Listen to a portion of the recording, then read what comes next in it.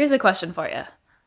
If a tree falls in a forest and there's no one around to hear it, does it still make a sound? But what do we mean by sound?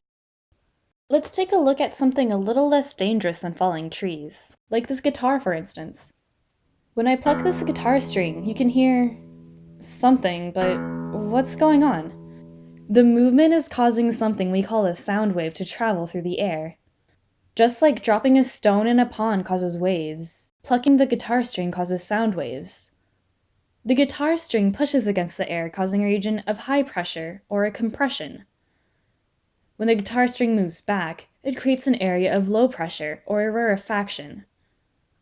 This wave of compressions and rarefactions travels through the air, bouncing off of things until it reaches our ear, the part of our body responsible for hearing.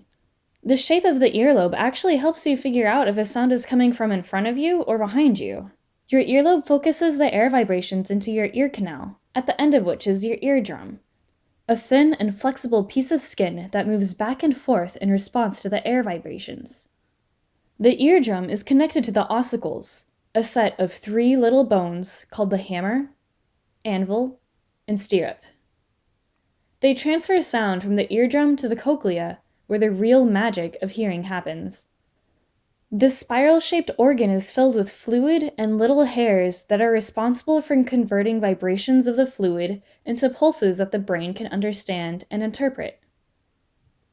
Different parts of the cochlea allow you to identify the separate strings on the guitar. But what causes the separate strings on a guitar to sound different from one another? For that, we need to talk about a thing called frequency, or how many times a second the guitar string will vibrate. This top string is really thin, so is able to vibrate more quickly than the lower thick string. The faster vibrations are heard as higher pitched, and the compressions in the sound wave are closer together. All sounds are made of a different combination of these frequencies. Musical instruments are limited by what we have defined as musical notes, which typically have one frequency, but even my speaking can be broken down into a combination of a lot of these frequencies.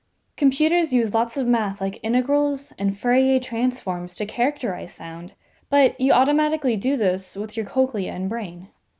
Let's go back to our original question. What do we know now? Now we know that the tree falling in the forest will cause vibrations in the air that we call sound waves. But there are vibrations in the air all around us that we don't perceive. Should we consider all those vibrations to be called sound? Or are they simply vibrations? What do you think?